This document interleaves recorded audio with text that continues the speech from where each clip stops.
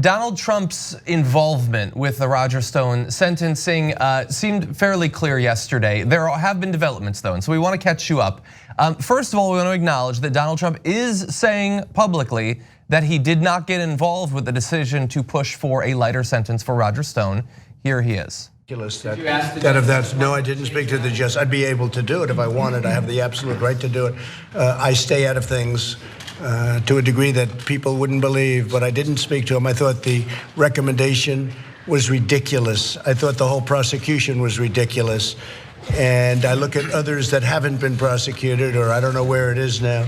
But when you see that, I thought it was an insult to our country, and it shouldn't happen. And we'll see what goes on there. But that was a horrible aberration. These are I guess the same Mueller people that put everybody through hell, and I think it's a disgrace. No, I have not been involved with it at all. Yeah. Even the extent that he hasn't been involved, no one would believe how little he's been involved, despite the fact that he's been tweeting both before and after the decision.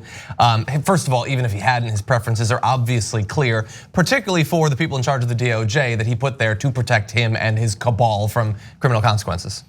The Department of Justice spokesperson said, "Oh no, we had made the decision to change our mind about the sentencing of Roger Stone right before his tweet."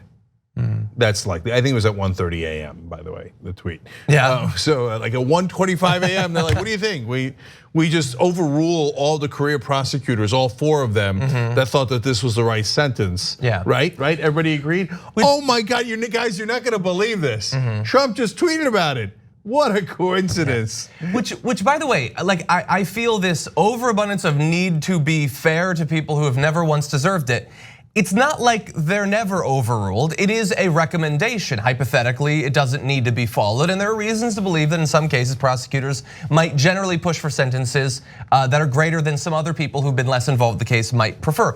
All of that is possible, but it exists inside of a context where Donald Trump's relationship with Roger Stone and the rest of the people that he's either tried to bully them or bully the people who've been investigating them, in some cases, the judges on their cases.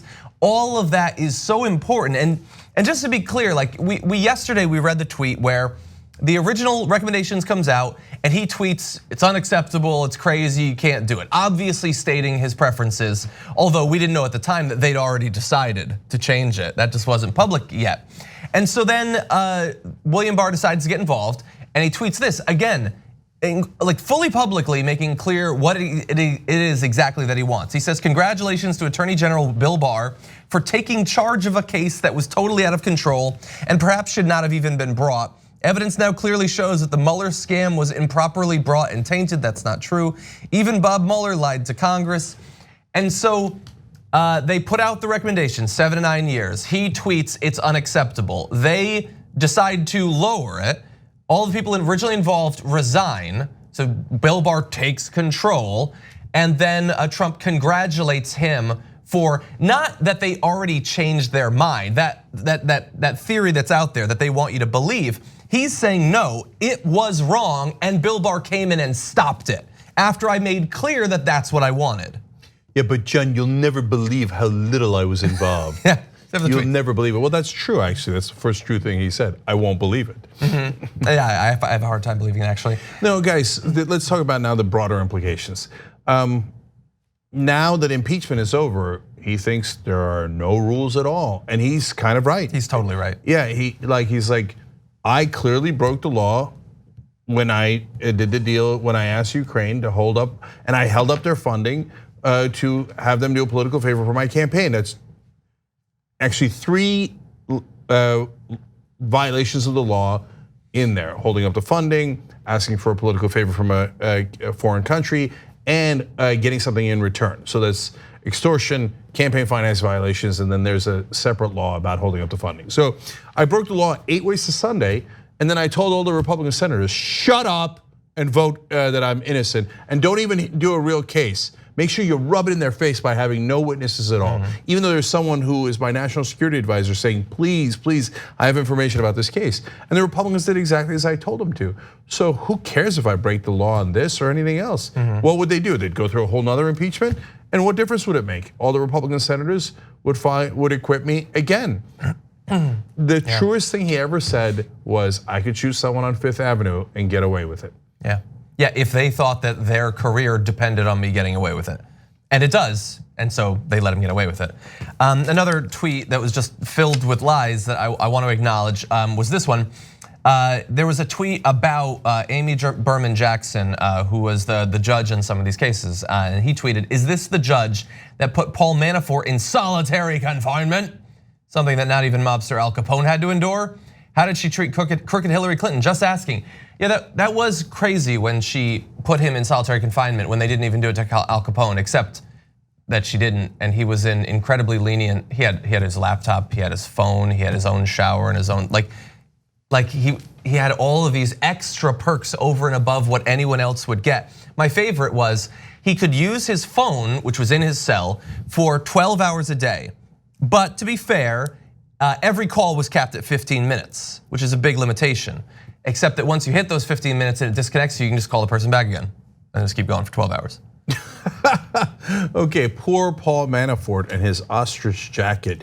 Whereas black and brown people are put in solitary confinement all the time, endlessly, by our horrific criminal justice system without a second thought. And I've never seen Donald Trump give a damn about that. But his criminal partner, Paul Manafort, oh my God, I heard they put him in solitary confinement for the other 12 hours he didn't have his phone. No, that's not what solitary confinement is. And he's like, and did she ever imprison Hillary Clinton? No, because there was no case brought in front of her about Hillary Clinton. Judges don't randomly go, hey, can you guys grab Hillary Clinton because I want to put her in prison and then give her solitary confinement. None of that is how it works. And so, meanwhile, putting kids in cages that cross the border, no problem. My elitist friends who helped me in my criminal enterprise, how dare you put them in a cage after they broke law after law? Do you think, so this thing with his approach to Roger Stone is obviously different than his approach was to Manafort and to Cohen.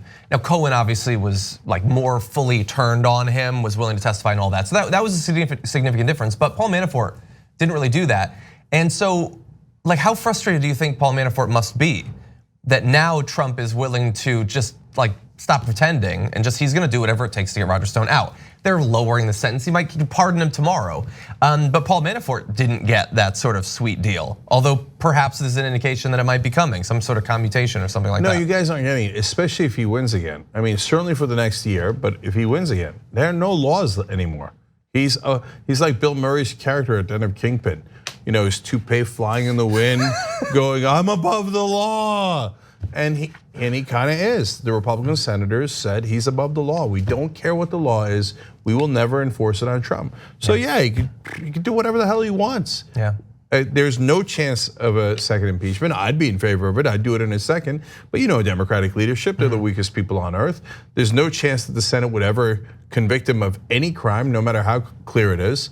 So he now rightfully thinks I can break any law, any rule, don't care, and I can rub it in your face.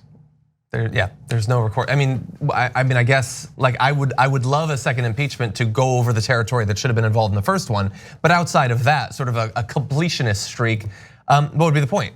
The Republicans are as lawless as him, or as little concerned with what all of this means for the future of our country. Well, you know me, I think the Democratic Party should be 1,000 times more aggressive. I'd do it to call witnesses. Bolton says he'd like to testify, can do. That's true. We could make that happen right away. Let's bring in everybody. And what was the corrupt deal he had with China and Turkey that Bolton was referring to? And if you got no evidence, I don't care. I'd do a second impeachment, I'd do an 8th impeachment. But not for political reasons. If he actually broke the law, then yes. And by the way, charge him with crimes next time. He already broke 5 laws in the Ukraine story, 3 and 2 others at a minimum. So, but that requires courage from the Democratic Party. Yeah, and doesn't it seem crazy that we're done with this, we're moving on.